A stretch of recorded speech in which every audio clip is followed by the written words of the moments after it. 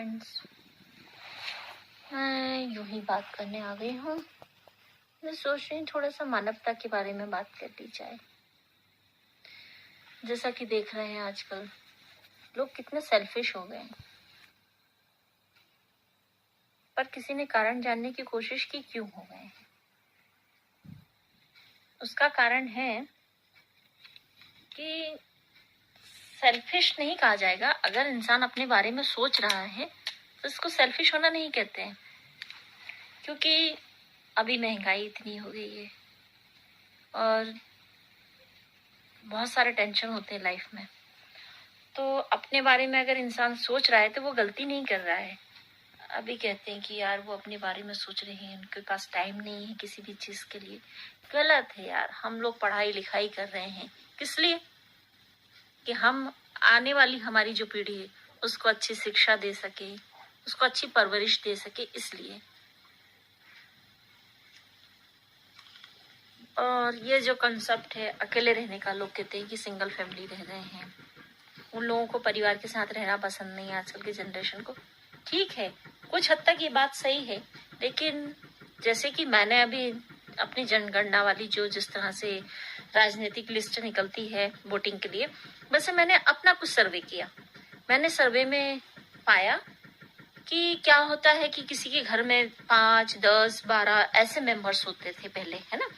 तो जॉइंट फैमिलियां होती थी, तो एक मेंबर अगर कमा रहा है तो फिर वही कमा रहा है, बड़े दद्दा है, दद्दा दद्दा बोल के आगे पीछे घूम रहे हैं, नमस्कार कर रहे हैं और वो सबको पाले जा रहे हैं। वो अपने बच्चों को, अपनी बीवी को या फिर और भी जो है उन लोगों पे ध्यान नहीं दे पा रहे हैं। कारण पीछे फौज लगी भाई बहनों की, चाचा हैं और भी फैमिलीज हैं, सब हैं।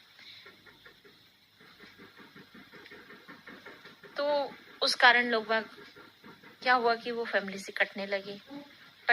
कारण ये है कि जब आप किसी के घर से किसी को लेके आते हैं तो उसको भी ऐसा रहता है कि नहीं भाई, हमारा बच्चा है, हमने जो शिक्षा प्राप्त नहीं की है वो प्राप्त करे, आगे जाए। तो उसके लिए हमको क्या करना पड़ेगा? हमको अलग होना पड़ेगा। चाहते नहीं है लेकिन अलग होना पड़ता है, क्योंकि शहर में आना है। तो लोगों को ये लगता है अरे यार ये तो फैमिली के साथ रहना नहीं चाहते, इसलिए ऐसे हो गई। जबकि ऐसा नहीं है मेरे भाई। फिर ऐसा हुआ कि फिर कहने लगे कि नहीं, शहरों में भी बड़ी बड़ी फैमिलियां होती हैं, इतने बड़े बड़े बिजनेसमैन हैं, वो लोग कैसे रह लेते हैं साथ में? उनके भी तो होते हैं, जॉइंट फैमिलियां होती हैं, चाचा होते हैं, दादी होती है, मौसी वगैरह सब कुछ रहते हैं। तो कभी किसी ने ये जानने की कोशिश की है उनके घर में जितने भी मेंबर होते हैं सब काम करते हैं, तो वहाँ जॉइंट फैमिलियां हो जाती, क्योंकि सबका शेयर इक्वल होता है ना। तो उन लोगों को दिक्कत नहीं होती है, परवरिश अच्छी होती है। वहाँ ऐसा नहीं रहता है कि एक मेंबर कमा रहा है, बाकी लोग बैठ के खा रहे हैं। तो भाई सारा जो खेल है वो है पैसे का।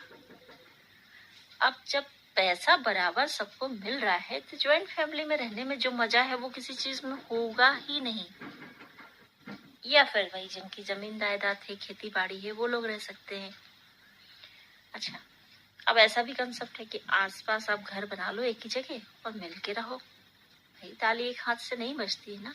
कभी माँ बाप अच्छे होते हैं तो कभी बहू बेकार होती है, कभी बेटी अच्छी होती है तो माँ बेकार होती है, कभी चाची अच्छी होती है तो चाचा बेकार होते।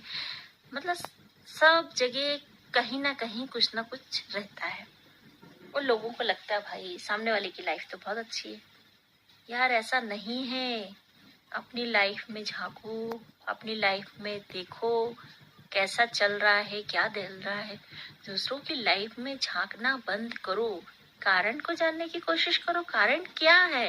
लेकिन हम कारण समझना ही नहीं चाहते हैं। क्यों? क्योंकि हमें ताका झांकी करने से फुर्सत ही नहीं है। Hello friends,